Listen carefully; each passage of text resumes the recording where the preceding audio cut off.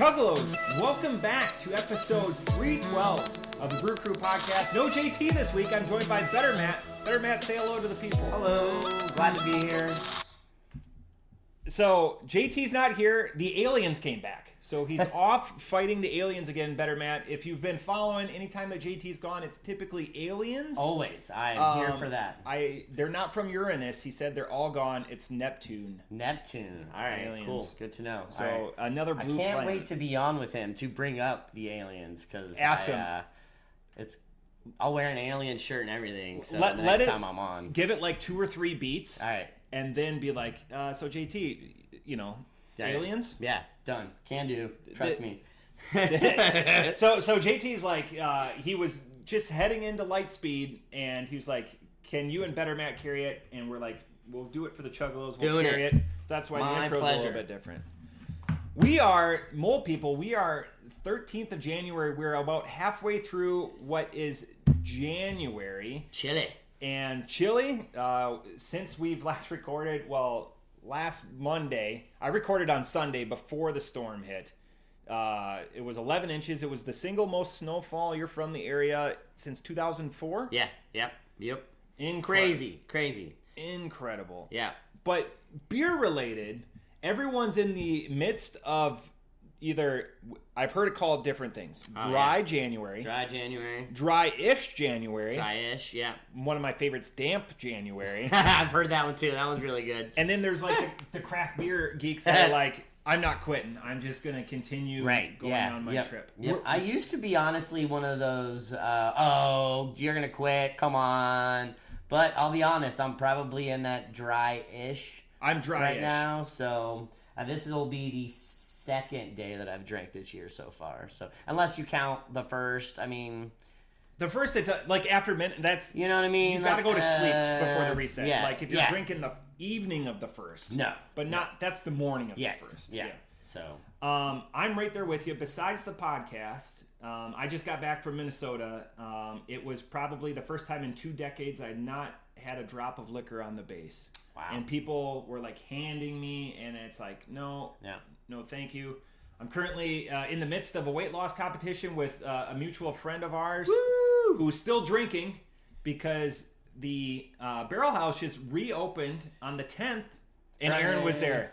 Aaron and Karina, I hung out with both of them. Yes, I can't wait to be a part of the whole competition. Should be a fun one to watch. You have no weight to give. No, I don't. There's no way I would ever be able to get into a competition. I have been blessed with a very solid metabolism. By solid, I've seen this man put down 4 burritos the size of your head and not gain an ounce. I've always said that there is a fat human inside of me that I've it's always been trying to get out.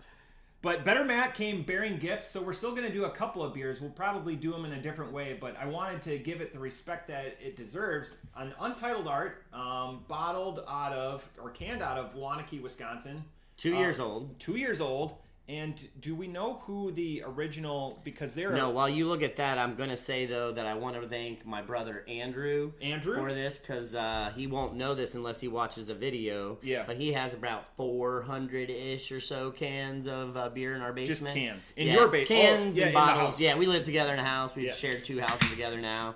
And I was looking through my stuff, and I didn't see anything I wanted to grab, so I knew he would have an Untitled Art, and he had 6 or 7 to choose from. So thank you, Andrew.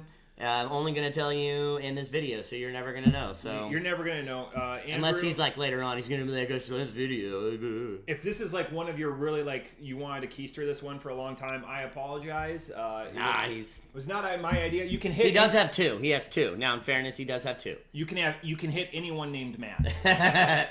Hopefully, it's Better Matt. Okay, so this is... I didn't get the alcohol content on it. I think 8.5. 8.5. Is in the bottom? It is 8. Artwork. I love... who was the brewery? I didn't find that. I'm going to look it up. Okay. And dance for a little bit. These rebrewers, Humble Forager and Untitled Art, they're the kings right now of being guns for hire. And what I mean is if you've got a recipe, if Better Matt and I came up with a recipe, we could send it to Untitled Art, we could send it to Humble Forager, and they would brew it for us. That's their gimmick. And Humble Forager out of Rochester, Minnesota, and Untitled Art out of Waunakee, Wisconsin. Oh, still smells delightful. was wondering 2 years old if anything was going to kind of come off that. No, it's very fragrant. Have you had any yet? Or are you letting it warm up? I was just letting, no, here, yeah.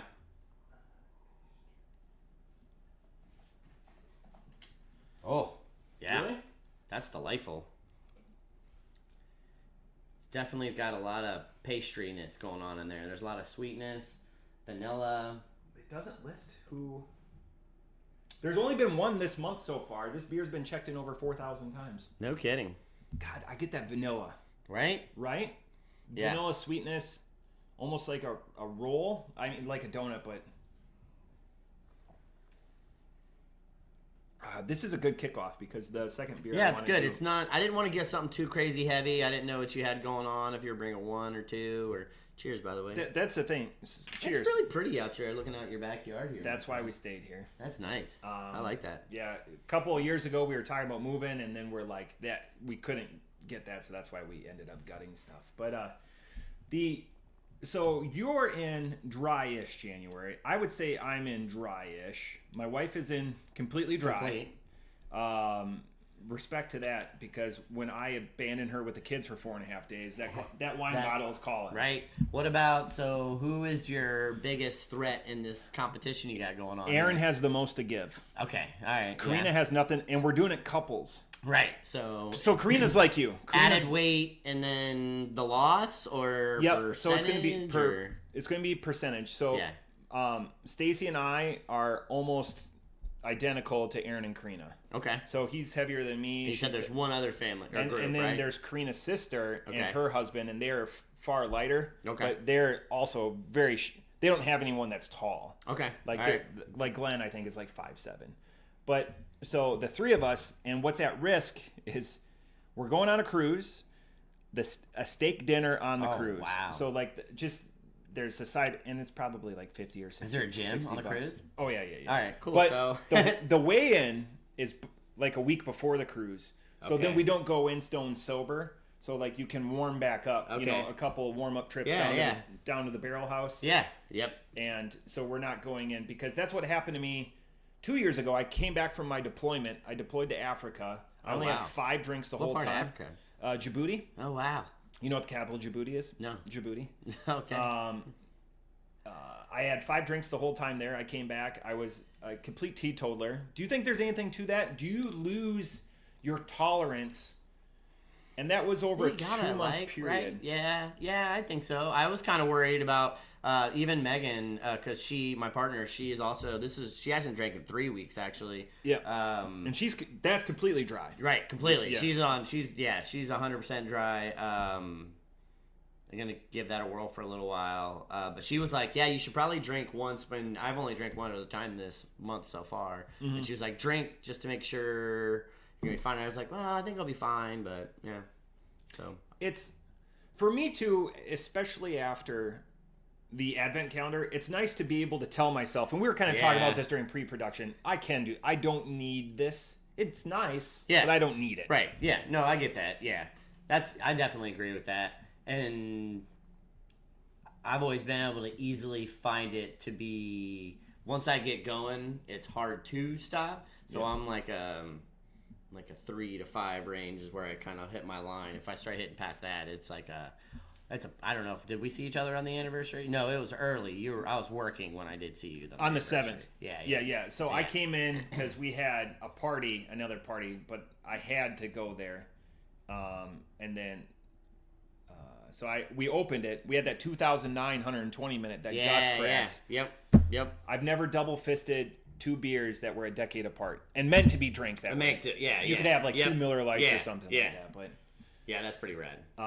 I still think that was a really good party. I still think that the 19 was better than the 2009, and I've gotten into a discussion about that with people. I think it was past its. And I agree. I've got a vertical, and I'll have to, because Gus shared with me. I've got some stuff for Gus. We need to coordinate that. We should do even if we don't do it on a Monday when the bar's closed, and we can just do it however the hell we want. We can come on Monday. We could totally. The next time we do it, we could do it on a Monday. Yeah. I guarantee you, Gus and Sarah would say yes, and they may even.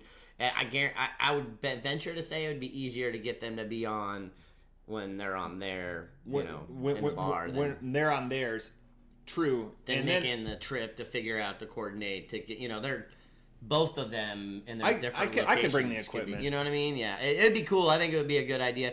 Or you could even try to do it on a day that we're open to, and just kind of have the live play of other random humans in and out for a whole thing or something. Well, ideally, we want to get one down there, and Monday, obviously record day, and you guys, that's your cold day, would be the best to do it. I'm totally down for that. I would just have to let them agree to letting me bring in some stuff. Like, like how I always buy and share with you guys anyways. Yes. Yeah, no, as long as we figure out a communication about it, I think it'd totally be cool. Is it tough to stay dry-ish when you work in the second best craft beer bar? So this is the first time I've ever really done it, honestly. So Friday night I did not drink at all. I did drink our line 14, the THC line. Yeah. I was drinking that night. And that was my shifty for sure. But yeah, it wasn't that bad. So I'm not gonna lie, I accidentally drank line 10 because there must have been a leak in a line. The beer went flat, and it tasted like a flat champagne because it was that mixed fermentation saison. Yeah. And I tried that because Double Z and Double T, other regulars of ours, Matt and Liz, were like, "This tastes fine, but you should taste it." Well, that's business related. That doesn't exactly. count. Count. Yeah. Other than that, dry. Yeah. No, not really. By Saturday though, I was like, you know what? I should probably drink at least once before, and then I drank two at the bar. Yeah. And then I went to Ninja Ramen that night, which shout out to Ninja Ramen. Ninja Ramen. They're great. One of the questions that I was asked, and I wish that people, when you're not drinking at Barrel, where do you drink? Where's your number one spot? Where can people find you? If you don't want to... Branch and Bone is great. I love Branch and Bone. Full Circle Brewing out in Inglewood. That's I love Greg. He's one of my best friends. He's awesome human. Full Circle Brewing. Yeah, out in Inglewood. Full Circle. I haven't heard of them. Yeah, they're great. Yeah, go out there. Gus's reaction to the MFK. That's all I'm gonna say. If you know what I'm talking about, was priceless. That was fantastic. He said he would have answered it too, but I'm gonna leave that for when we leave it for another day. I want to put him on the spot. You put him on the spot. I will feel comfortable. All right, I will. Okay, I have thoughts on this beer. This beer is you're gonna get 3 reviews. This beer is a one-off. I couldn't drink this all day just because of how luxurious it is. Yeah, it is. It's got a lot of. It's like eating a whole box of donuts. It is. Yeah. Like there is a, I'm not a big donut person, but for me it's like 1.5, and then after that there's a precipitous decline of like enjoyment. Mm-hmm. Where like if you get like 100. Well, that big old swallow that I just took there, it was like whoa. It's really good. Don't get me wrong. I love it. This is a 4 or 5 all day, but as a one-off, or a shareable. It's nice sharing this one because this one would be 4 shareable. Know that we have 2 in front of us. I'm glad we only have 1, and this is like the prime example of like a beer to bring to like a bottle share or a can share or whatever share, because it's going to drive conversation, but that enjoyment, even a full can, and this is one where you like that it's in a 12 ounce and not a 16 ounce if you're drinking by yourself. Yep. Oh, that's a great question. What's your thoughts on 12 or 16? What you prefer? I think we've actually had this low key not on camera conversation, but I'm all for 16s. That's what I thought. I especially in the IPA and sour world, and that's where I honestly I'm a 12 just because again I've never been a huge drinker. I like to drink, and I don't like. But all your mastheads come in 16s. That's true. See? But I love masthead, and I can solidly put down masthead beers. Does masthead make a 12? No. I don't want to say that definitively, but what you've seen. But what I've seen and experienced, yeah. So we talked about it a little bit. How was the reopen? Because you opened on a Friday. Friday we opened at 3 p.m. Went shout out to the regulars for coming out and supporting with the snow that hit way harder than I think we were kind of expecting. And it's January, so like I've been saying, It's January. We had our drag show on Saturday night, first one we've ever done. Free DJ, started shows at 6, 7, and 8. It was packed. It was. I left it. I saw a couple videos. 6. Yeah. Because Gus had to leave 3 times before then to get ones just to support for the show and stuff. Oh yeah. Which we didn't even think about. We didn't think, oh, we're gonna need ones for for the dancers and stuff, performers. So I didn't leave till 6, and I'm like doing this number to get out of the bar when I was leaving, and they were using the basement to set up and get dressed and coming from the basement up to do everything. In heels and everything, too? Oh, yeah, man. Wow. Those steps scare the hell out of me. I could imagine. Shout out to those ladies for doing that, because it was wild. Like, they're usually, like, got the big heels on boots, and still. Yeah, crazy stuff. So, yeah, it was a great time. Solid weekend for, everything that's going on. For a return. It's for a return. January, it's cold. This week will be, weather. The next couple of days is going to be the coldest I think we've had all year. Yeah. The interesting thing, speaking of drag, and anytime that I've done it, and it's been a while since I did like Rocky Horror Picture Show, that's like the big participation. I would always wear like my combat boots because I couldn't do what was going on up here. And do heels. That makes sense. Or I wouldn't boots, be able but like something solid. I dressed up as Jonathan Van Ness, probably the second Halloween party we had at the Barrel House. Yeah. And I wore high heels that day, and about 3/4 of the way through the night, I was like, all right, I gotta put. I brought other shoes with me, but so your arches are barking. Yeah. So yeah. Woo. And the last thing that I wanted to talk about is we're talking about, you said masthead with pizza. Yeah. What are your thoughts? I'm gonna pose to you a phrase because we've done this before years ago. We've been doing a podcast almost as long as the Barrel House has been open. I just saw that. I was going back to look at all your old videos. September and stuff of to see. 2018. That's what I thought I saw as far as back as I saw. Yeah. That's awesome. So yeah, it's been a labor of love. When somebody says you need to go to Brewery X, they have amazing burgers, wings, pizza, but they don't talk about the beer. Like, I'm not trying to lead you down. No, I hear but you. You know what I'm saying? Well, I mean, if you're a brewery, it's just like, okay, here we go. It's just like when you brew a beer and it says it's a pastry or a donut or a chocolate vanilla. I want to feel those adjuncts in that brew. Yep. Same thing with a brewery. If they brew something, it should probably be a known part of the business. Yeah. And if they can work out great food and have mediocre, whatever they're doing, more power to that. But I definitely think they should be able to brew. That's one thing that we found where we've talked about breweries before, and they're like, oh, they're known for their But you said a brewery. You didn't say like a restaurant that just happened to have a beer side. That's like you might as well be. What's the place in the Austin Landing brew house? The BJ's. Oh, BJ's. We got one right here. Yeah. The Pizookie is the big thing there. You know what I mean? Like is that a brewery? I mean, they have their own stuff. Yeah. But what do you know that place for? Oh yeah, the Pizookie. Exactly. That's what my kids know it for. Yeah, exactly. It's like a cookie brownie, pizza cookie brownie. But their beers are like the afterthoughts. Yeah, exactly. 2.75 to 3.5. I mean, they're not drain pours, but they're not. Yeah. I'm not taking a growler there to get it filled. Like, exactly. Hey, exactly. Knock me off on this one. So beer number 1. So it's tough when you drink with like beer individuals that you look up to because most of my beer is their supply. So it's like, oh, here's this beer. I already see that they're beer that we don't supply, so I'm pretty excited. So, but here's the caveat. So a couple weeks ago, you had your first new Glarus. You had your first 5 cow. Yep. So we have other new Glarus that just happens to be a barley wine. So that's why I was like, should we share it? Wow. But there's another game because it's not on the can. So we can go ahead and open. You can either, it's a 12 ounce, so it's not like a bomb or anything like that. And it's a 24, so it's not aged.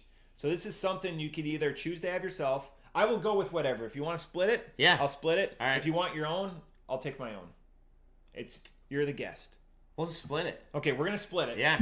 And so then it goes into the second game, where the reason why I was okay having my own, if we would have had my own, or we would have had our own, is you got to taste it first. So this is New Glarus's Barleywine 2024. Wow, beautiful. And New Glarus, again, probably the most popular craft brewer. I'm not going to say the best anymore, because Central Waters probably has that. Central Waters just puts banger after banger in Wisconsin. Central Waters is really good. I think we carry some stuff from them from here and there. Oh, yeah. Yeah. But don't carry New Glarus. It's tough. They don't distribute outside the state. Nope. It smells delicious. So the reason why I was okay with sharing it, and you can look at that because there's a story I want to bring up. This is only, we've done over 600 beers. This is only our second New Glarus beer that we've done. See, I love stuff. I think I'm more of a barley wine person more than a stout. This right here is That's just a hot take. This is perfect. This is perfect. Like, this is just like... Why is it... I'm trying to beat around the I like point. the caramel notes. Mm-hmm. I like how... what's the alcohol percentage? That's what I was trying to read real quick. That's what I'm trying to get you at. The reason why it was okay... This one is the lowest alcohol percentage I've ever had on a barley wine. 9.8. Wow. Right? Okay. That's crazy. So I was going to say, it's so smooth for a barley wine, but that makes more sense. That's, this is perfect. That's great. Like a 13 or whatever, I'm hard and fast. Like, hey, we're switching. We still need to be productive humans the rest of the day, the time we record. Yeah. But like at a 9.8, makes it more. I've never seen it. Do we call it a session? Is that a session barley wine? Session barley wine. We're gonna have to is Gus probably the barley wine? It's not Gus and Sarah would both. I would love to actually put a test together for both of them to see which one does better. That would Gus be podcast material, right? I would. I'd pay for the beers. And I'm also semi-afraid to answer this question because I do know that both of them watched the videos, and I got called out by Gus last time. Yeah. I don't know. I think for both in different reasons, they're both very knowledgeable in it. I would say if we're talking beer specifically, I would give it to Gus, definitely. Now, if we're talking alcohol, I would say Sarah. So I know that's me. I know Gus just because of he had me buy that Humble Forager barley wine, and it's an English style barley wine. So this is not an English style, but so that's why I knew him. I'm not trying to undercut Sarah. I didn't know her as a barley wine expert. Yeah. So Gus, one of these is coming. I need to know and he's been doing a lot more of like I've enjoyed the face up videos of him. He needs to do that. Yeah. Sell the character. Yes. Yep. Exactly. Yeah. Thank you. Yes. Sell the character. Sell the character. Yes. I agree. But I'm going to be curious on, this is all a rolling caramel. Yeah. Yep. Which a session barley those wine. Little caramel candies with the white in the middle. Yeah, that's what it is. Man, that's exactly what. That's one of my favorite kid candies that I remember Grandma and Grandpa used to have in the. Like pocket candies, old people. Candies, absolutely. Yep. Everyone goes to where there's originals, but and that was a Brock's candy. Yeah. It was the square. Yep. The interesting thing with this is, so Gus, you've got one coming, and then Sarah will have one coming. Drink them separately and then compare notes because maybe there'd be a fun fight and they would have a disagreement. But I know the reason why I invoke Gus is because I didn't know up until there was different styles of barley wine. And he's like, English barley wines are his. Tradition. Yeah, so he has a hard line with barley wines, English style, and then American style, as he likes to call them. Yep. Is that more the adjuncty, like, what do you call esters? It? What did you say? Scotch ale? Not Scotch ale. It's not Scotch ale. American Scotch ale. It might be that. Like a bourbon? Yeah, like bourbon barrel. He doesn't classify them as American style barley wines. He does not classify that. It's something else he calls them. But I can't remember at this exact moment in time. No, it's great. When we don't know answers, you fit in. Because if you had all the answers, we'd have to kick you off. Right. Because we're a compendium we're a pool. We're 2 inches deep, but 7 miles wide. Yes. So we don't go too deep unless it's geography. We're pretty good at that collectively. This is. I didn't expect this. Had I not looked up the 9.8 because I like to bring the ABV when I explain the beer.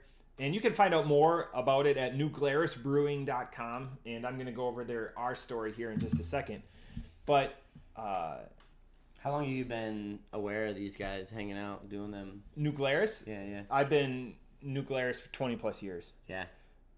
Spotted Cow, which you had, Yep. is a staple at every bar in Wisconsin. So you've been to this location? They had multiple locations? No, just one Just location. one location. No, so New Glarus is located just south of Madison, Wisconsin. So it's it's just a few 30 miles north of the Illinois border, 30 miles south of Madison, Wisconsin. Okay.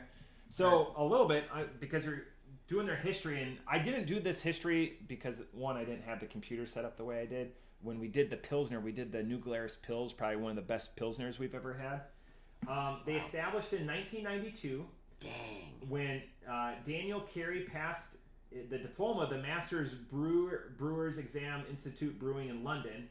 His wife raised the capital for a startup as a gift to her husband, establishing herself as the first woman to found and operate a brewery in the United States. And it took till 1992. Dang. There's a reason that this story is really cool. That's awesome. Dan and Deb converted an abandoned warehouse in New Glarus, because it's named after the city, to New Glarus Brewing Company, and it was originally a brewery called Riverside. The first barrels rolled out in November of 93. It was the fastest microbrewery startup ever at that time. Wow. Daniel and Deb successfully combined their business management and brewing professionalism with their philosophies based on individuality, cooperation, and the use of 100% natural ingredients. World-class handcrafted beers.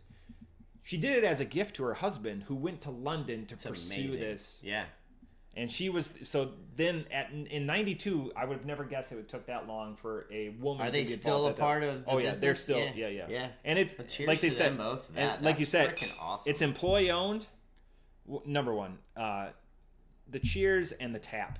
And I'll teach, because kids will see it. Never toast in empty glasses, bad luck. Yes. Fact.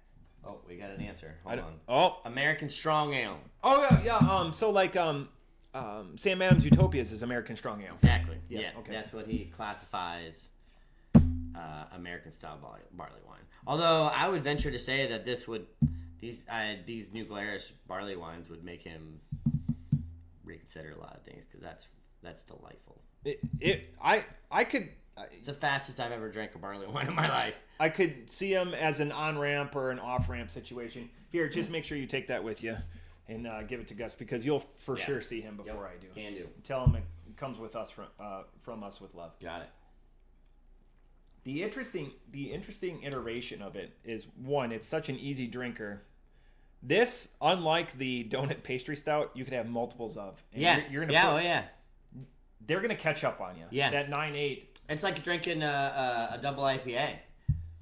Yeah. A couple of those. Except this vacates the palate, so like it doesn't have that hoppiness or that dry acridness to it. Yeah. This one, smooth. That linger taste though is just really just makes you want more though. Well, take more. No, I'll take a little more. Thank you. How many times you guys go on? Once a month? Every 2 weeks? To what? That podcast on air here. Do you guys get on Every Monday. Every Monday? Every Monday. Okay, all right.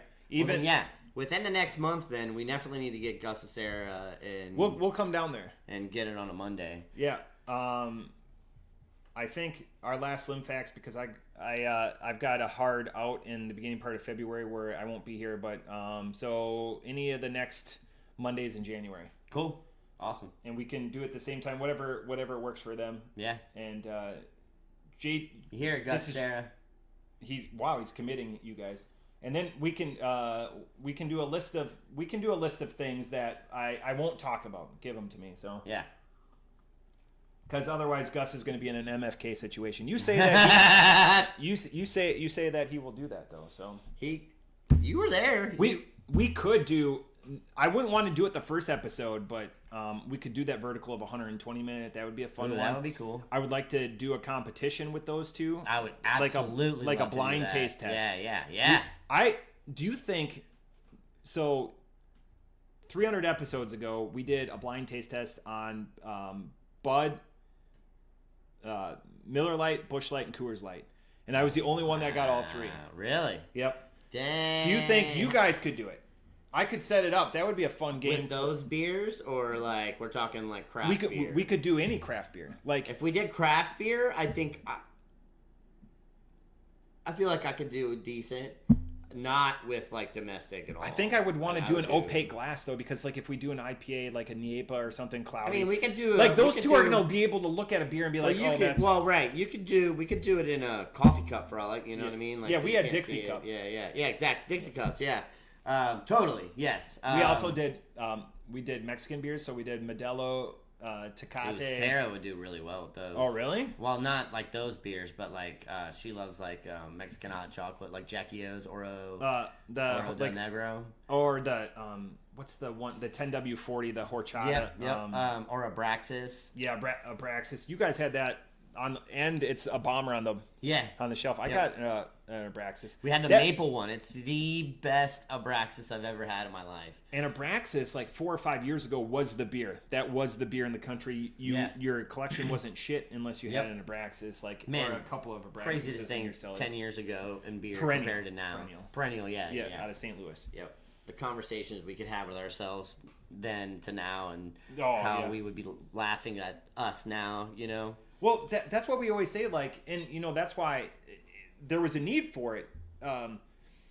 We told a story, and we had something called the bowl off blow off. So we had a bowling team. We would put $5 into a pot if you didn't hit 600 for your series. No one hit a 600 series, so the $5 would add up. Well, we threw a party, the four of us. The first year we went to Columbus, we rented, and this is all paid for. No one's out of pocket. Wow. We got an Airbnb down off of High Street. Yeah. So we did an escape room. We went to North High Brewing. We did all this stuff, and we're playing with house money. Yeah, exactly. Year number 2, we went down to Cincinnati, and all of us loved Urban Artifact. Yeah. Well, so this is 2019. We went to. They were huge then. They were really starting to come up. Then. Right. They're in the basement of the church still. Yeah. Yeah. And they had a bottle of Stegosaurus, a 375. Yeah. And they're like, it's $23. And we're like, for one bottle. And we're like, yeah, that's pretty steep. That's like, woo! That's what we're like, oh my, you know. Like, what? Oh, like. Holy moly. We've only got $300. We can't spend $23. Can't do that. But now look at, like a 454 pack is $40. Yep. Like, you know, bottle of Sam Adams up there for $275. Like, again, like. It's gone up because of that quality and the attention to detail. Well, that's and everything. There are so many more of them now. Yeah. But I do think we've kind of hit a point now where we're so saturated that, I mean, the end of this last 2024, we're seeing stuff drop off. You know, not even just breweries, just like like Arche going down. Arche, Red Star, the Moeller Brew Barn. They're only down to one location now. Yeah, the original one in St. Anne's or whatever. Yeah. Which is a beautiful location, but Aaron and Karina will say it's a great place if you like smelling, pig shit, like or whatever. But Aaron and Karina, that's awesome.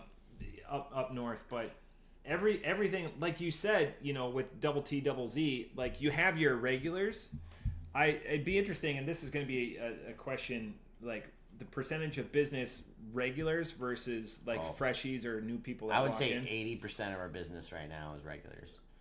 Easily. Really? Easily 80%. And they come there for you guys. Yeah, I mean, exactly. Nothing to toot our own horn, and it's just it's everything in together. The guests coming through, the environment, the space that we have. And the Kolsch patio, that's going to happen, right? Like when we blow out that wall. I mean, they're tearing that buildings down like crazy. It's so crazy to see it coming down so quick. The Beaver Creek location, Sarah keeps talking about with the plans.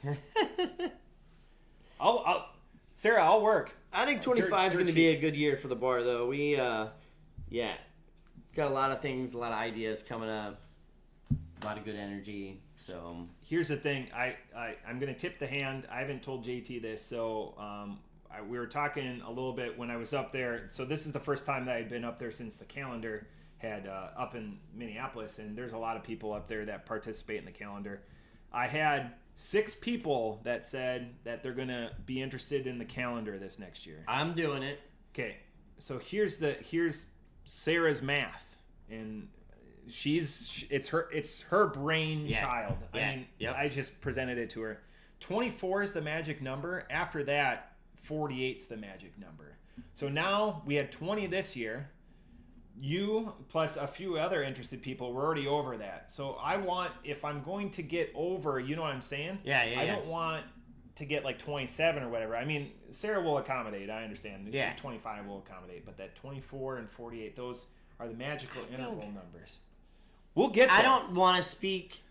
I am going to speak, but I don't want to speak for Sarah. But I really think I'll mute it. You want me to? Yeah, right. Yeah. No, I think you could really do like 36, and then like we have to, as the bar, sell a half a case of however many, 24 different beers. Sorry, Gus.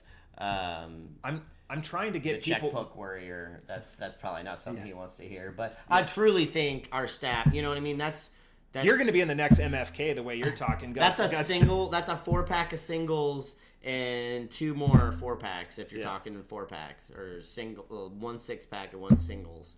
6-pack singles. The goal too is we expand that Friday because it's going to be. I already looked at the calendar. It's November 7th this next year, so it's already because it's always going to be the Friday before Veterans Day. Is to expand that party on Friday because that worked out so amazing. Flying from everything from flying pizza to you guys putting up with us and all the beer caps and everything like that. So I'm excited. We're gonna expand it. I really think if you got to 36, I think that would be a number that's a goal.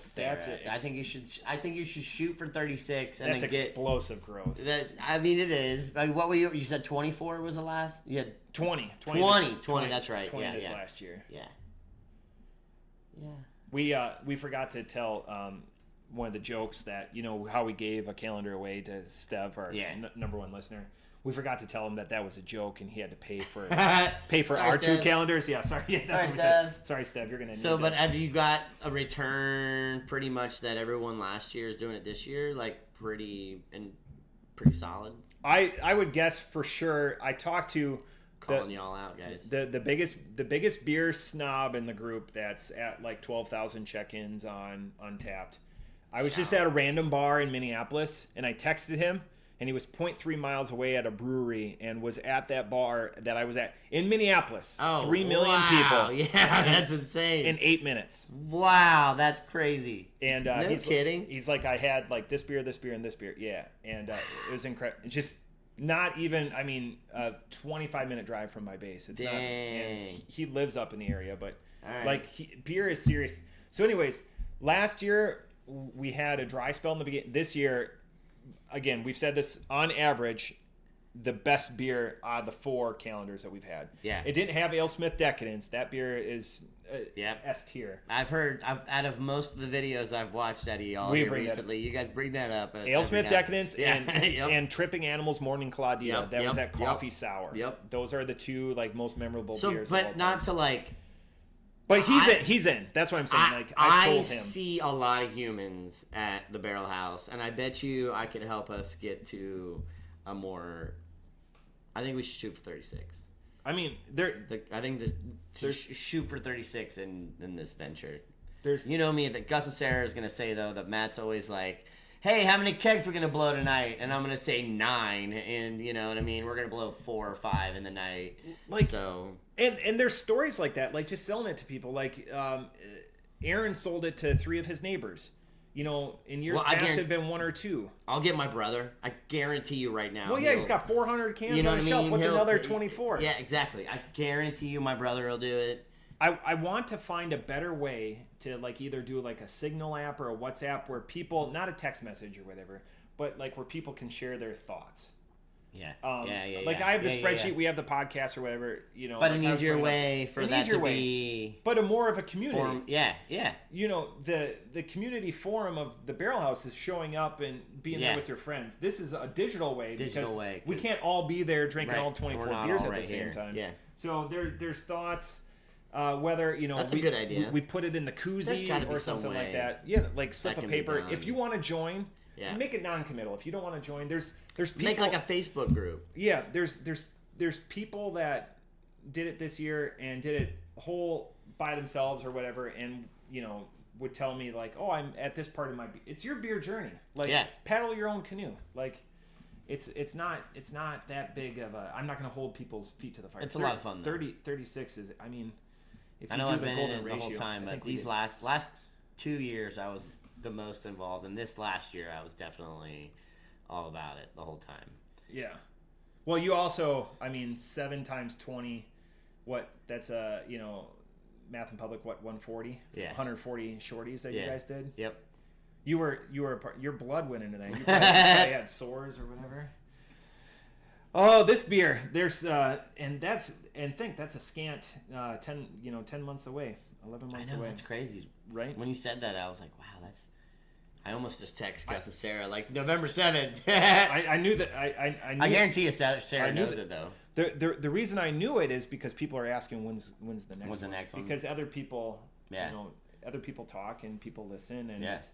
and we gained podcast wise, we gained a subscriber one a day. A Yeah. lot of that is Yeah. you and you posting it out there. So thank you for that. No, I'm glad to help. I've loved being a part of this so far.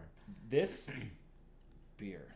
I'm gonna let you go first on this one because the guest. Oh, I'm gonna give it a 5. Really? Yeah, I could. The guy that doesn't give 5s. Yeah, it's great. It's one of the best barley wines, and somehow like a session or whatever the heck you want to call a 9% barley wine. What would Gus call it? Gus would call it a barley wine because he wouldn't say a session. would not say a session. He wouldn't sully it. If he was doing Gus beer school, so my knowledge of Gus is at Ollie's, and I bartended, and he was doing beer school. I ran the bar Tuesday night, and he was doing beer school on the other side, and that's how I got to know Gus. And I'd always go over there and see Gus and his old, very factually speaking about. So he was taught by Mike Schwartz, who used to own Belmont Party Supply. Had Ollie's Place, had the brewery supply store right next door. He still owns that place there, but he was, and I spent a year or two with Mike Schwartz. That man is a wealth of alcohol knowledge and taught Gus all kinds of stuff. So he's taught by the streets. He's not like Gus is not official Cicerone. No, nothing like that. No, just streets. Okay, just streets. He was with. Mike Schwartz at Belmont he ran Belmont for, I couldn't tell you how many years. I can't remember to be off the top of my head, but he was there for a number of years before Mike Schwartz gave him the keys at Ollie's Place to run Ollie's Place for Schwartz. And he was pretty much the GM at Ollie's Place when all the beer ordering and everything. And then I was on the bar side stuff. So I haven't been to Belmont, so that's part of how mine and Karina and Aaron's relationship started was over Belmont. Oh, really? And since Barrel House and you probably have never been to Hall's Corner Store right here on the corner. I always get confused. I always think you live right near Wilmington Pike near. Oh yeah, no, like Costco. But with King's, you know where King's Table is? Oh yeah, absolutely. It's kitty corner. It's that. It looks like a gas station without pumps. So it's right there on the corner. Yeah. Amazing. 5 rows of craft beer. Wow. You would never know it, but it's like packed in there. Not as vertical as BPS it's like was. By Kettering shopping center right there, that Shell gas station. That's Crispy Crunchy Shell. Yeah. The guys talk about that all the time. That's I don't. Craziest gas station I've ever seen when it comes to beer in my life. It's insane. But so we call it Pat's or Hall's. Pat's the owner, so I go in there and Pat knows. Okay. Yeah, so it's nice. Typically, I'm wearing the goofy bandana, and so he knows me as Matt, and he'll put stuff off to the side or whatever. Like, it's nice having that. Yeah. Because now 9 times out of 10 when I'm leaving Beaver Creek, I go. It's down at the Barrel House. Right there. But yeah. So otherwise, it's right there. But yeah. I'm probably killing. Do they have on premise? No. Oh yeah, no. Yeah. Just to go. Heard. But lottery, it's like having a BX on base, which is like a base exchange on base. It's all lottery tickets. He's got drive-through too, lottery tickets and booze. Okay.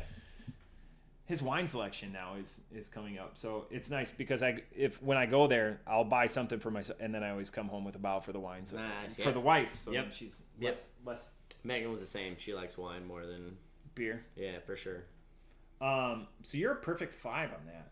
I mean, if we're just talking specifically about barley wines, I give that a 5. Yeah, for sure. As an ungimmicked barley wine, so it's not like barrel aged. It's not, because this is a fresh. It's canned, just a couple of months ago. So it's not relying on like the tannins or the age or whatever that it pulls out of the characteristics that it was brewed in. The 9.8 is so odd for me because you can have multiples of those. When's the last time you've been able to say, I could drink multiples of those and your name is not Gus and you're talking about barley wines? I'm going to have Gus and Sarah crack this open tomorrow because we do. Gus comes in at 3, Sarah leaves at 3, and we're going to 3 of us crack that open tomorrow. Yeah. And try this because I am really curious as to his thoughts on that beer, especially with him calling them American style, American strong ale. American style. Off the top rope, I'm at a 4.75 on that one. Yeah. That's the one thing I did want to tell. I did upgrade my Untapped in the hopes that... I did. Yeah. I heard that. In the hopes I wouldn't get the emails. Spoiler alert, I still get the emails. But now you can grade in 0.1 increments. I will never change my grading on the podcast. I will in my private life. I will always still do 0.25 increments. All right. The interesting thing, though, is you can download your entire history, and it gives you 15 data, where it is, what you scored it, all of these That things. was your last video that you showed. My solo right? one, yeah. That was the 2 sours?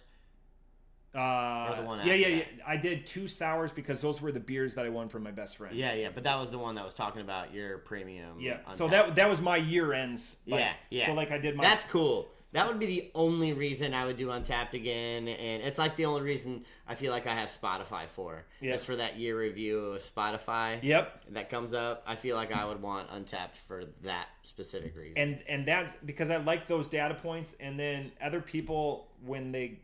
when the people are generous and they do gift me beers, they actually do look at that and they're like, "Oh, he's already had it. He checked it in." Any beer, if you give a reader the same book or something, like anyone's going to be generous. If they're a huge asshole. But I'm an asshole in different ways, but not in that one. But again, like that one, I didn't need it to know what my beer of the year was. I had a bunch of 5s last year, but there was one that was like far and above. Like 2 years ago, it was Taco Party from 450 North. Yeah. This last year was Sam Adams Utopias because I'd never had it, and that was, 28 points. Right. That's your American Strong Ale. But, yeah. So it was fun to go through those stats and how many, beers and stuff. Talk about that. Yeah. Now I'm excited. So now this is all about knowing about your guests, Chuggalos. So give them something that they've never had, and then give them something that they enjoy. So what does Better Matt enjoy? West Coast IPAs? It's some kind of IPA? It's an IPA. Hey! I wish. And this is where you're drinking from your own supply. Oh, have you had this one yet? I've not, actually. You've probably this is probably you putting the price tag on that, or does Sarah handle all the price tags? So this is a Tuesday delivery, so this is chances are me. So you've probably already touched this can. Unless it was like redone by, a lot of the other staff do a lot together. I'm pretty sure. So, it's primed. You ready? Ready? 3, 2, 1. Perfect. Woo! This is other half out of Brooklyn, New York, which everything I've not had between them and Trillium being East Coast. I've not had anything that I go, you know what? I don't care for it. This is Hop Duos. This is Citra and Nectaron because they have a Hop Duos sign. Oh yeah, we can light it up with our can art. It's cool. I really like it. This is a 6.5. So it's a lighter IPA. So we're going from an 8 to a 9.8 to a 6.5. Cheers. I love the nails. Thanks. I actually got this speckly stuff for Megan for Christmas. Yeah. And she has a 6-year-old. And so we had nail night. Oh, it checks. And this is what happened. And it's like, I'm not used to nails or anything. They're destroyed already. They're awful. Like, I've already mangled the hell out of them. I just can't help it. It was... It was a good night to appease the 6-year-old. So I had the first uniform inspection of like 15 years in my career, and I'm not going to name names or something, but there was a officer that I was also with because they did all the officers together that had a daughter it was a male, and it's not authorized in uniform that had to quickly remove his. Them. Were they pretty like, hey, get rid of that, or did he like forget? No, he knew ahead. He knew ahead. He didn't represent that and be like. We had a 3-day heads up. Okay, so, okay, but okay. It's not, because daughters, I will say, get a big kick out of painting their dads. I have a 16-year-old, and I could count the amount of times that mine's been painted. And then now my partner has a 6-year-old that lives with us. We all live together now, and she's probably painted my nails a dozen or 2 times already. This is fantastic. For so it's a New England style. There's a bit of bite to it. What did you say the percentage was? 6.5. I thought you said that it's a double dry hopped. Okay. Yep. So the interesting thing with other half and doing this line is Citra is always the backbone of the duo, and what they duo, and Citra's probably it's the easiest, it's the most approachable, and it's probably the most common. Is that your favorite hop? What's your hop? favorite? It would be Citra because it's the most common hop in West Coast IPAs. That's fair. Because I'm with you, and Sarah's like this. This is where Sarah and I hit it off a couple years ago too. New England dominates because, and JT and I have gotten in an argument about this, and I would love to bring Gus and Sarah in onto this one. What beer is harder to brew? And I say a good West Coast is harder to brew than a good New England, because a New England allows, with the characteristics of cloud, you can make mistakes and they hide better. And even if they make the mistake with it, oh crap, it's not. Oh yeah, just label it something different. Beer, we're gonna make it something else, and if it does well, then shit, we just made a new beer. And West Coast has a smaller sweet spot. It does. I'm well, and I'm the same belief. I love a West Coaster straight American style IPA, but I would say, and it goes, if you lined up 10 New England style or hazy, new juicy IPAs, 8 of them would taste almost the same. So it doesn't, really. So even if you made the mistake, it doesn't even matter anyways, because it's still going to be in the wheelhouse of being acceptable. Right. So like your masthead is your favorite beer IPA. Mine is Rheingeist Truth. Yeah, so Rheingeist Truth is great. Just 7.2 delivers the one weakness of a Rheingeist Truth. You brought it up earlier. 12-ounce can. Yeah. Put that. So that can drink those in a 16. Because if I go, so like I was saying, I was at Ninja Ramen. They have Truth. Yeah. And it's on draft, and I always order it because that's my IPA option. Yeah. And it's in a pint, and it's delicious. And that's the thing with, Rheingeist. That Truth has been the exact same tasting Truth IPA in the last 8 to 10 years that I've had it. I wonder if Sarah and Gus, Matt, because there's just so many of us. I didn't realize, and they might know the history because of their being integrated to the beer scene of Southwest Ohio for the last 10 years, that I didn't know it was Procter & Gamble money that really started up Rheingeist. Oh, shit. I did not know that either. Not official. Wow. So it's like, hey, you and I are millionaires. Yeah. Put that after hours, we have an influx of cash. So then they invested. it. So it's not like Procter & Gamble officially, but that's where they cut their teeth. At least that's what I heard. Yeah. Have you been to Rheingeist? Oh, yeah. Oh, that space is fantastic. That's where have you seen me wear in the holidays? I had my Rheingeist holiday sweater. I look up here when I talk to people. Well, I have a really nice, and I got it at the brewery one time. Yeah. A really good friend of mine bought it for me when we were there hanging out once. My favorite tank top. It's just one of those really loose muscle, and I don't have any muscles. Well, right, but Muscle Beach, loose fitting ones. Yep. I like those too. Those are, and they've expanded. Not that I have muscles either, but and they've expanded that space. That event space. I think so. I think the time that I was there and I got the sweater was right after that it opened up. Yeah, and right when you hit the fourth. I was almost overwhelmed because it's just so much and so big going on. Yeah, that's how I felt when I went to the brewery in Columbus, Brewdog. Yeah, it's like a mini casino. Yeah, it's just like lights and everything going on. 5 different bars. The outdoor patio. Apparently that hotel to stay at is, because it's got the fridges right in the shower. Yeah. And shower beers are the best. Shower beers. Oh, we have shower koozies at the bar. Do you have the suction cup and everything like that? Yeah. At the bar we have one that is actually Oh, this is actually good conversation. So we have one that's been on the bar for probably 5 years when we first started doing them. Yeah. And literally the sticky part's still there, the same one. Yeah. And then the koozies, the same one. And inside of it is no sweatbands. a Hams, and no sweatbands yet. Is a Hams can. It was full, and it had been there for ages. And I think it was COVID. I think it was pre-COVID.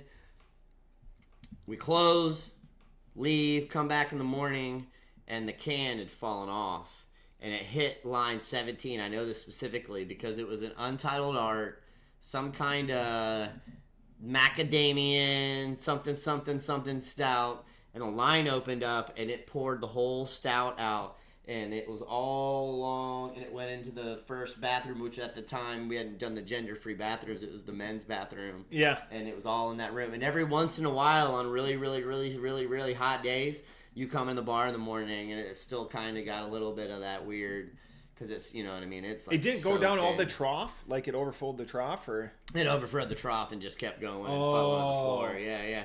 Because it was a full keg, you know? Like, I mean, and stouts, Belgians, those stay on 7 to 2 weeks, 14 days, but like our beers don't stay on draft long, so they're usually most of the time like, so yeah, it was a full keg when that on, so it was a whole sixel just dumped out onto the floor. Do you remember the quickest keg that you've had? I mean, because there's different like sixers and stuff like that. At any anniversary party we've done, we've had kegs blow in 2 to 4 hours. Oh yeah. I mean, so like fastest ever, if we're not talking barrel house, was Gus and I at Ollie's when 120 minute was legal to be in the state for the first time. And we stayed open midnight, which we stayed open midnight to 2 a.m., which wasn't our hours. And Gus carried the keg through the front door because we weren't allowed to have it in the building until midnight that night. Yeah. Carried it through the front door. It was already cold. We knew that. And hooked it right up. And it was gone from midnight to 2 a.m., that keg right there. And I've never... see more videos like that. That character. Sell the... Like... Character. Hey, we've been yes. open. Yeah, it's all about... Yes. You know... Sarah, too. Yeah. Sell the character. Sell the character. Her with her pajamas and just the... You know, the litany... She didn't see my Wisconsin beer pants. She's got to see my Wisconsin. Oh yeah, beer you pants. need that. Yeah. So I debated on whether or not I was going to wear PJs in here. So like I wear PJs. We were every closed time. the first 9 days, of January, and I might have worn the same 2 pair of pants the entire time. No, there's no shame in that. And might have left. I think Gus and I were debating. I think it's between 4 to 7 times is when Gus and I left the house total between the two of us. So I mean, it's a extremely busy time. You know, the phrase that I've learned in the last 30 days is getting peopled out. And you and I have talked about it off camera. I've talked about it like, especially like this last. I just get peopled out. Yeah, that's how I felt. I had a couple ideas that I wanted to do during the break and get a few things done, and we got rocked at the end of the year last year, and great, and it was awesome. But yeah, I just ready to take a little break and turn it off. I have a new. Everybody's gonna get a kick out of this. I have a new patio straight cat that. I heard the new cat. So is that cat number 11 or 10? It's number 11. Yeah, 11. It's not coming in the house. Actually, I know for a fact it's not coming in the house today. At 6 a.m. I woke up, which is why I responded to you so soon. I go out and I look in my driveway. I was at work for 3.5 hours. But sorry that I texted. Yeah, no big deal. Yeah. There's 2, like, I thought it was one big animal at the end of my driveway, and it's my patio cat and this other stray that I also take care of fighting immensely. And so I had to go break that up. I'm yelling their names at 6 o'clock in the morning. You're like out there in like pink fuzzy slippers. Oh, I'm absolutely. I'm barefoot. I'm wearing no way. PJs. I'm running out there. Lucius, Jasmine, what are you doing? My neighbors are probably like, what the hell is going on right now? But yeah. So that's pretty much it. I got him a home. I got him a chicken coop light, and life's good. He's good.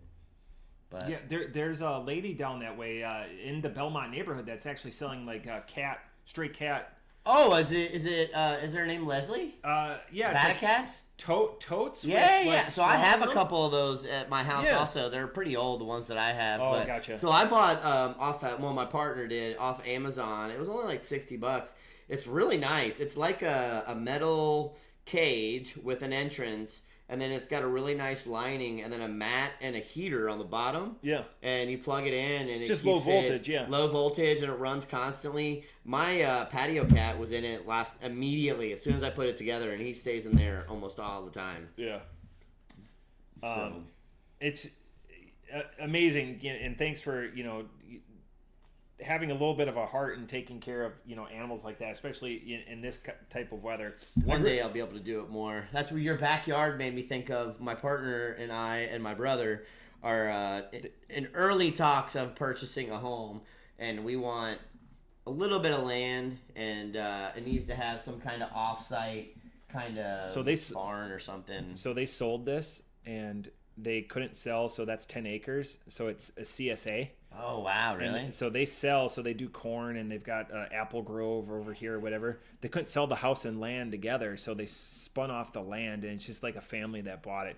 The reason why I wouldn't want to have cats out here, we've got a couple of hawks out here that would just pick them off. I live in Five Oaks. Beautiful hawks. West side-ish of Dayton, and Megan was driving home the other night and saw a coyote in our neighborhood. We got coyotes right up here. And all she was talking about is, Lucius, is he going to be okay tonight? And should we stay on the patio all night long? And I'm like, I'll be damned if I'm sleeping on the patio tonight. But I love Get me a bigger box with a slight heater. I love the stray kitty, but I'm not, and nor is he coming inside the house. So,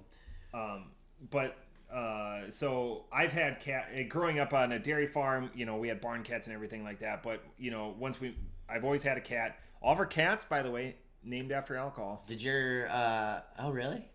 So my current cat Stoli. Yeah. Stoli yeah. So it goes brandy, butterscotch. They were 2 tabbies. Yes. And then it goes whiskey, Californian Spangled. Nice. Then went Morgan, just like a gray domestic short hair, and then Stoli. Nice. That's awesome. And then all the dogs are named after Packers. See, I want to get to a point where, like, when we do have that space and a barn, and I can just help and take in cats all the time, and maybe do like a nonprofit rescue type thing. And then I'm gonna buy a fancy, really expensive, cool big cat, like an Oriental or a Savannah or something like that. So like really big, like bigger than like a Bengal or a Maine Coon or something like that. Definitely bigger than a Maine Coon. Yeah. Maine Coons are big though. Maine Coons are cool, but probably more like the Savannah. They're like small labs, small labs. That's the thing. Like that's a little bit of going in vogue while we're having a couple of barley pops. Yeah, sorry. Bengals. That's like the new in vogue cat. Yeah. But they have specific dietary needs. Yes. Like you can't just feed them dry food. I would love to have one of those Sphinx cats. Yeah. But like the care and the coat, and we live in the exactly. And it's a not for profit. Yeah, exactly. So I think a Savannah is probably where I would probably land. I almost bought one once when I lived in Terre Haute, Indiana. I'd have to look up. I don't know what a Savannah. So a small lamb, they're probably like I would say 40 to 70 pounds. Holy, okay. Yeah, it's like my dog. Like my dog's 42. Yeah, that would say that size. Yeah, absolutely. Yeah. They're long. They're like that weight, but like a skinny, lengthy cat. Oh, gotcha. Okay. So yeah. Just a different. They spread their weight out differently. Yes. Yeah. There you go. Yeah. Distribute. There we go. There you go. This is great beer though. This is I'm just gonna go ahead and say it. What are your out of 5? I wish it had more of that Citra than that Nectaron it comes through. So like you get like a peach candy to it a little bit. The Nectaron kind of reminds me of I like Cashmere a lot. Yeah. But it is sometimes to get a little candified, and I think I liked Cashmere more when I did like the New Englands more and the milkshake IPAs more. So like when I go like New England, people are like, well, what do you like? Like Boom Sauce, like Lord Hobo. Boom Sauce is a really good New England because it's that's an every man, like it doesn't have like adjuncts or weird esters or anything like that. It's everything in that can is expected. This, I think the nectar. So if it's a duo, I think the Citra is losing it. It's boosting up the Nectaron. Sorry, Stacy. Off the top rope, I'm gonna give this. Man, is this? It is. It's a 4.25. 4.25. It's a good beer, but compared to the other two, and it's tough because we have a pastry stout, a barley wine, right? And it's now different. It's way different. It's we should, yeah. But I see the way you delivered it, but like drink wise, maybe. Yeah. I see how surprise wise. It's the most quantity, so that's the that's the most enjoyable part. But of it. I bet you. So I'm down to less than half. You're. Oh yeah. I'm 3 ounces left. Right. I'm gonna go 4. 4. Yeah. I didn't want to like. At my first thought was 3.75. I see you're a koozie guy too. Yeah, that's big. Yeah. JT's not a koozie guy. Koozie guy. I have to be a koozie guy. Other half's great.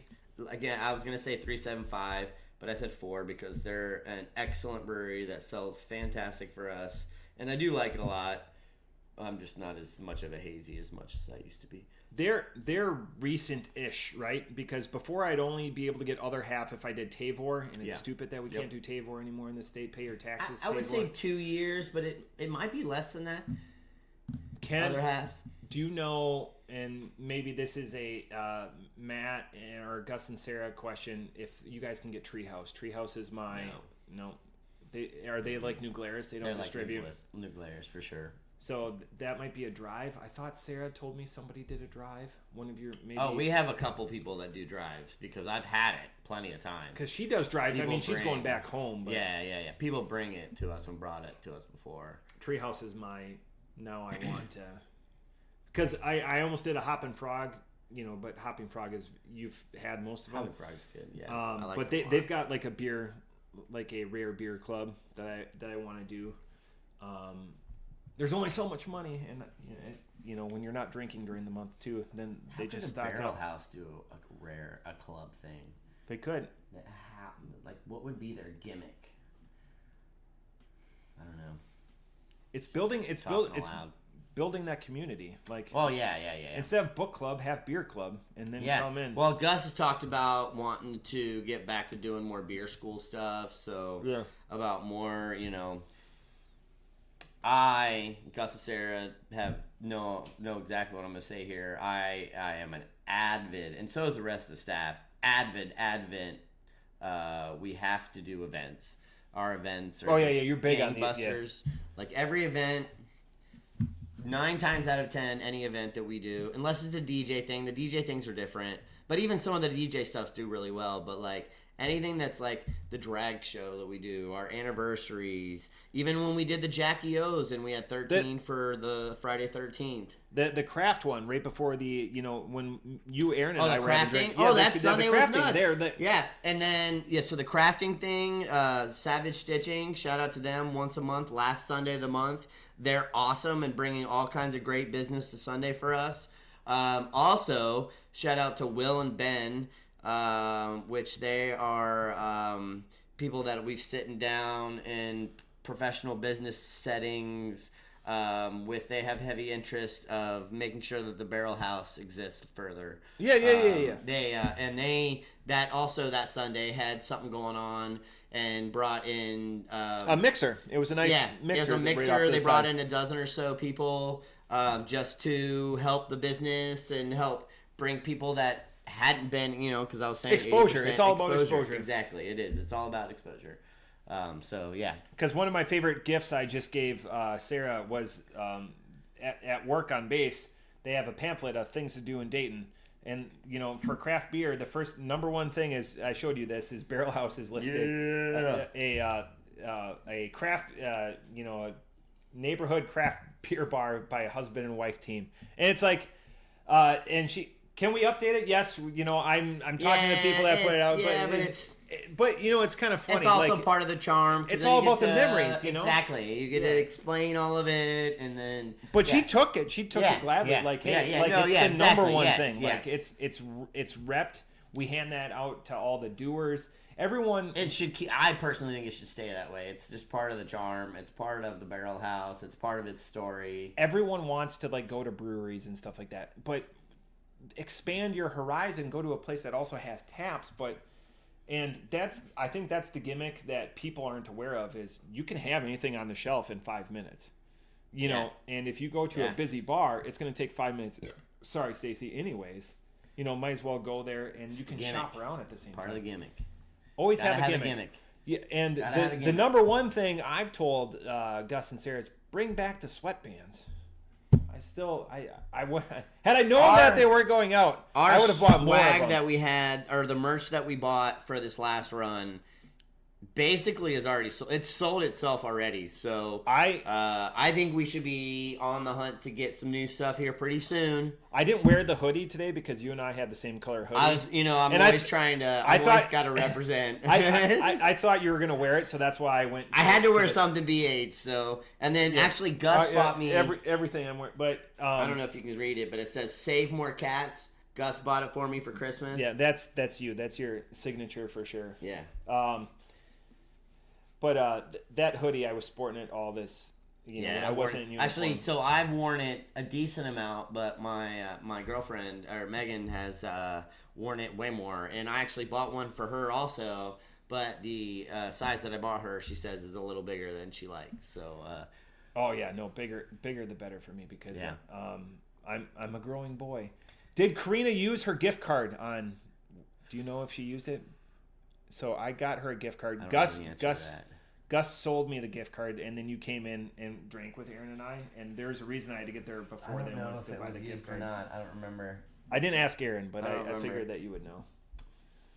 Not a big deal, but I don't remember. What a juicy 3 beers this episode. Yeah, that's good. But last time we did we do 2 or 3 last time? 2. 2. Did we do a story? Well, we were drinking Masted IPA, though. Also. Yeah. You had it. So 3 graded beers. And you've laid down the gauntlet for Gus and we'll come to you. Yes. On please. A Monday. Please be okay with that. I'm cool. Let's do that. You don't. He's cool with it. I mean, even if you guys don't want to be on, if you're cool with it, we'll do it. In the backdrop, yeah. And then the backdrop, yeah. But I think you guys should be on too. Obviously, it would be great for the podcast. They want to see your faces, Gus and Sarah. We need the gimmick. Well, we've dropped Sarah so many times, obviously, with the advent calendar builds, and there's a reason. I keep asking her. I'm like, when are you gonna get on? When are you gonna be on?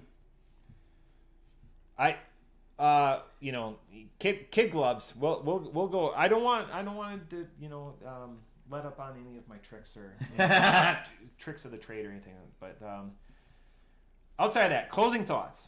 We'll take this home. All great. Every one of these were great today. This one, again, this is a perfect shareable. I wouldn't want to drink it more than a few ounces. Shout out to Andrew for letting me steal your beer if you ever even notice. This, holy moly, new Glarus.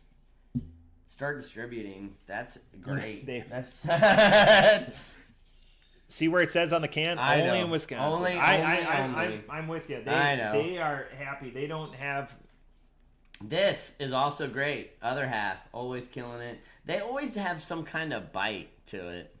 Something a little bit, and enough to make me not realize and remember that it's a juicy New England hazy boy. Thank you for having me on again. This is great. This is going to be a regular occurrence. I hope this is going to be a regular occurrence. Talking more. Get JT on. Yeah, JT, you're welcome back. JT, come on back, man. Yeah, come on back. After you're done with the aliens. You're going to have to bring that up. Oh, ask him his weapon. To talk to you about aliens. I sure hope he says his blaster. Oh, there's so many questions. So many questions. You're going to ask me a bunch of questions? Is that what you were going to Yes! Oh my gosh. So an explorer. What you got? What do you think? Having the most fun that we're gonna have in January, probably this day, because now we're not gonna drink again for another week. But an up and down and random. So 3 beers that aren't at all related and just happenstance. And again, when you drink with people that you don't. I think the adage goes, you don't want to get high on your own supply. You don't want to drink from your own sink. So this did not come from the Barrel House. That's the only... You cannot get this beer at the Barrel House, but everyone that listens in Wisconsin knows where to get New Glarus. But the other beer came from there. But this came from the Barrel House, but I knew your love of Untitled Art, so I wanted to... and everything Wisconsin. Yes. I mean, everything from Wisconsin automatically gets a 3.5. I can't say that. Are they getting hit right now with snow, you think? Because we're supposed to be getting it too. I was just up there. We handle snow much better than up here. This is like a This is every day. This is like... So when I landed in Minneapolis, there was no snow on Wednesday. I took off 10 inches, bare ground there. It did snow when I was up there. Okay, all right. But it's still cool or whatever. But a super fun, wide-ranging. It's nice to have notes to make sure that I ask the questions I want to, but then just let the conversation develop, and that's what I think I want to do that for next time too. I always this is because I always think about stuff like podcast. I have in the shower. I'm like, oh yeah. This writing notes on paper in the shower is not going to work. I'm just gonna. I am sad, and I have to just make fun of myself here about the amount of times that I've watched our first video. And you actually, I think you touched upon it. The way you like looked into my eyes. Our first video. Like, you know, if we would edit these or whatever and we didn't put them up, put like a montage. JT did all the editing. We'll get Gus to do a montage. He loves editing stuff. Again, Gus, more gimmick Gus, really. Like, just, again, the first we person. We love the Gus videos. The Gus videos. And all day, every day. He shows a lot more skin than, especially in this weather. It's just, you know, that natural hair cover or whatever. Yeah. Props to him. He owns a coat now, though. He owns a real coat. He does own a coat. He owns a coat. Whether he wears it or not is first time in 9 years of me knowing him, so it's a big deal. But that's it. 312. Cheers. Oh, I'm glad that one's in the can. Same.